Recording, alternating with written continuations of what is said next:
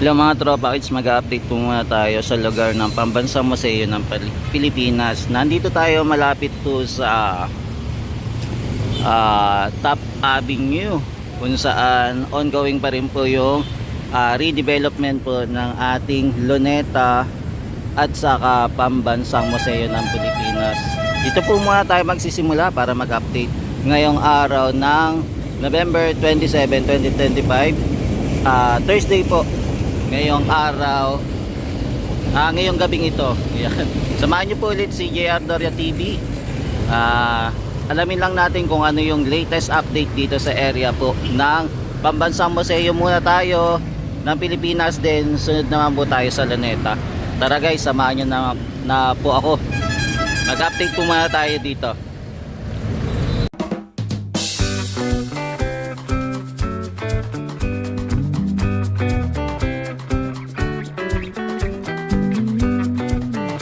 Yan, so mga tropa kids, mapapansin nyo po before nakalagay po dito puro railings, pero ngayon po concrete plant box na po ang ginagawa nila. Ang laki na po ng improvement dito mga tropa kids, medyo mahaba-haba na rin.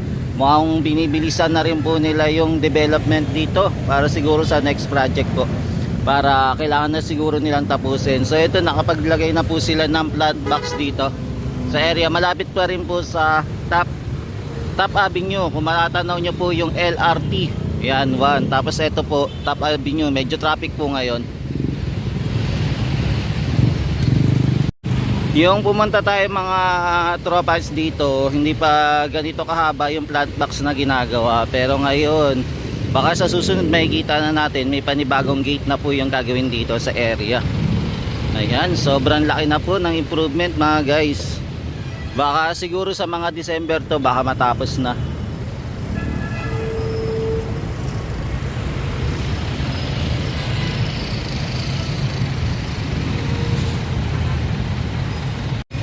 Yan yung natatanaw po natin. Ito po ang area po ng Pambansang Museo ng Pilipinas. Napakasimple lang po ng ating pasyalan, ang ating park.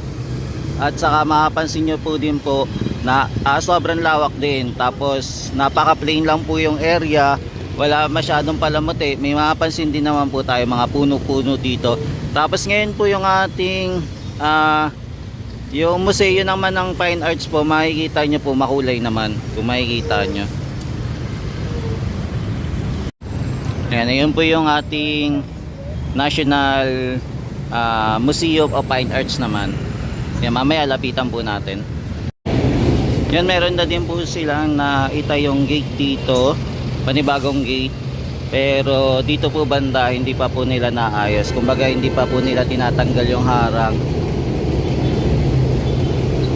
yung bakod dito, kasi hindi pa naman po tapos. Ongoing pa rin naman po yung development nya. Dito po bandang malapit naman po dito sa Calao naman, eto yung pinuntahan naman natin kanina, malapit naman po sa Finance Road, yung gate po doon. Yan, ang laki na po ng improvement, no? Simula na yung nag-ikot dito sa Pambansang Museo ng Pilipinas. Halos mabubuo na rin po nila etong palibot ng ating Pambansang Museo ng Pilipinas. Tapos eto din po mabubuo na rin, no? Konting kembot na lang mabubuo na rin.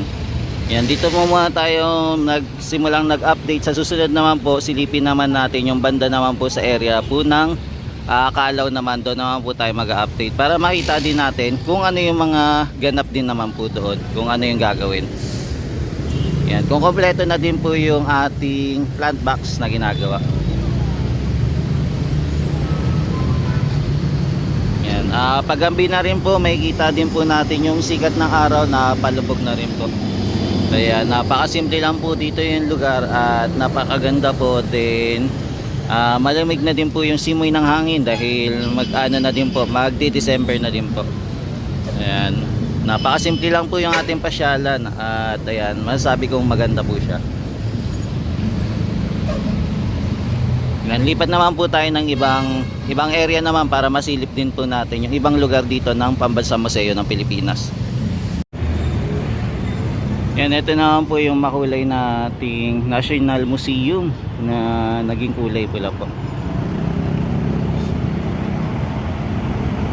Medyo hindi po ganun lang kaganda yung ating pag video dahil medyo malayo din po tayo. Yan, dito naman po sa harap naman po ng gate, naglagay na din po sila ng decoration para po sa papasapit po na Pasko po. Ayan, naglagay na sila ng 3 bituin na kulay puti po.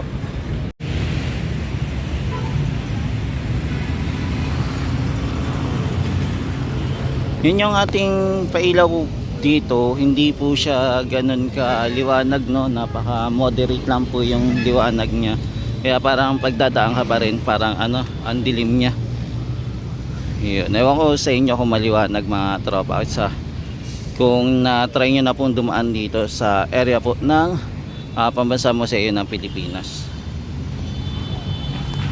Yan, kung parang dadaan ka lang po, yung mga ilaw na to parang ano lang siya, yung ano, yung sa lampara lang po, yung ano ba tawag doon, yung gasa ba, yung basta yung sa bote na may gas na pinaapoyan, parang ganun lang po yung ilaw.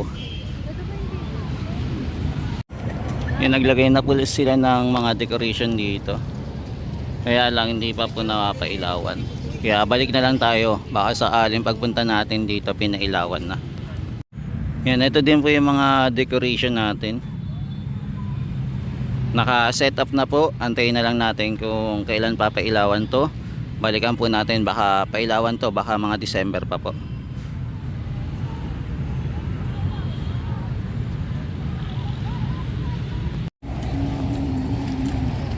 Yan, ito naman yung itsura sa labas naman po ng Pambansa Museo ng Pilipinas. Nandito po si Lapu-Lapu naman.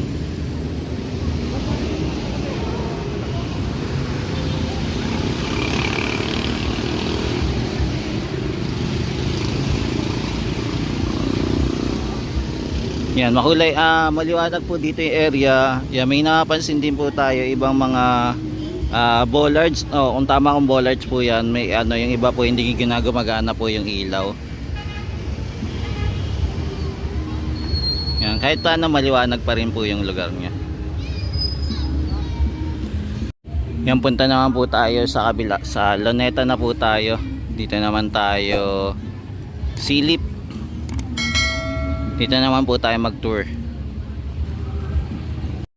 Yan mga tropa, pumasok na po tayo dito sa Luneta. Ayan, mapapansin nyo guys, pininturahan na din po etong ating yung pathway.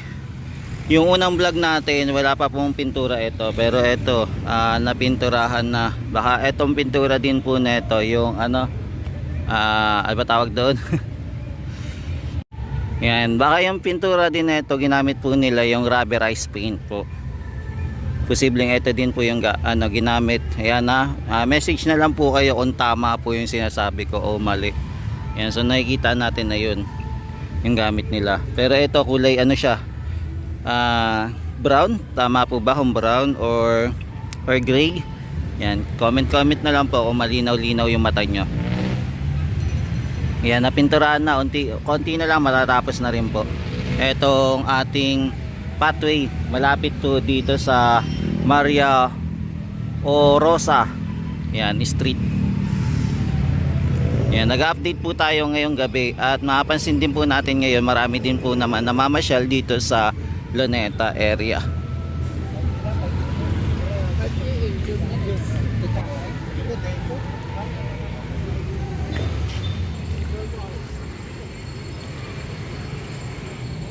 Yan, naglagay na din po sila ng Belen dito. Papailawan na lang po sa mga susunod na araw. Hindi pa po ata nasi-set up kung kailan po papailawin yung Christmas tree dito. Yan, makikita po natin yung mga kababayan natin na namamasyal po dito sa Luneta po. Dito po muna sila nakaupo, dito sa may damo po. Dito po yung tambayan po nila. Tapos pinapanood po nila yung fountain. Tamang ano lang talaga, tambay, sightseeing, parang pahinga lang muna dito sa Luneta po. Parang relax lang po. Kasi open area naman po ito. Ayan, ito na po yung itsura ng ating bagong mukha ng Luneta po. Ayan, ito din po yung pinaka matagal na pasyalan dito sa Maynila, no, na buhay pa rin. At marami pa rin pong namamasyal, hindi pa rin po talaga masisiro yung mga namamasyal dito sa Luneta. At buti na lang may in charge pa rin dito at nag-aalaga sa Luneta. Ayan, kung makapansin nyo lang po, medyo madilim lang po yung area. Yan, dito naman po sa area, may inaayos-ayos pa sila. Then mukhang pininturahan din po itong area. Then naglalagay pa po sila ng canal grill dito naman sa area. Kasi ito naman po yung favorite nilang panoorin, itong fountain po. Yan, yung mukhang konti pa lang po yung pinapandar, hindi pa po lahat pinapailawan.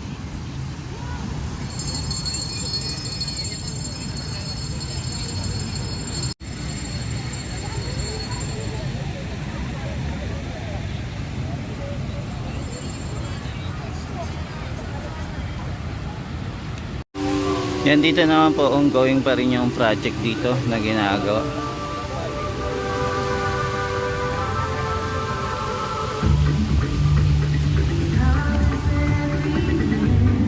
Yan, nire-renovate pa po dito for development pa rin. Etong ating auditorium. Ayan, open air auditorium, Rizal Park. So may budget po siya na 11 million po yung budget para i-develop po etong area. Yan, so ang date po niya 120 calendar days. So September 25 po nagsimula, kailangan po matapos ng January.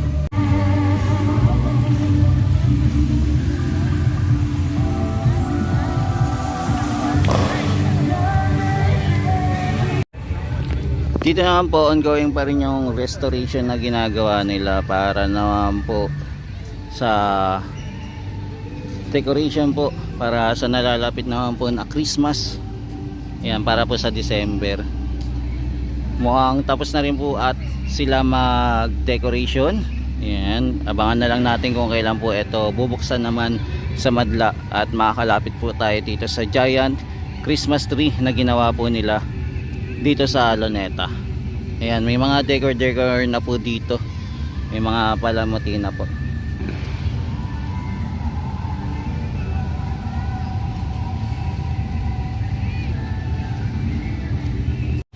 Kung pupunta naman po tayo sa Luneta, syempre wag nating kalimutan puntahan itong monument naman po ni Rizal para masilayan din natin at maging kompleto po yung ating pamamasyal dito sa Luneta Park.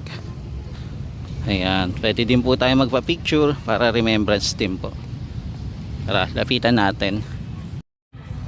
Ito naman guys yung likod ng ating monumento ni Rizal. Mamaya punta din po tayo sa harap.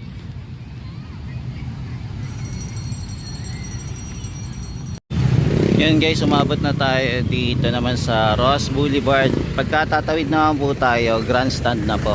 Yan, mapapansin natin traffic po dito, no, sa area.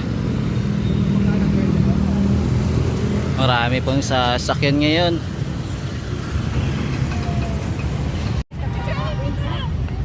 Yan, ito po yung isa sa hero ng Pilipinas, national heroes po ng Pilipinas, si Jose Rizal po, na matatagpuan niyo po dito sa Luneta o Rizal Park dito po sa Maynila. Yan guys, special na tayo dito sa Rizal Monument. Mas mapapansin din natin naglalabasan na din po yung mga truck ngayong gabi.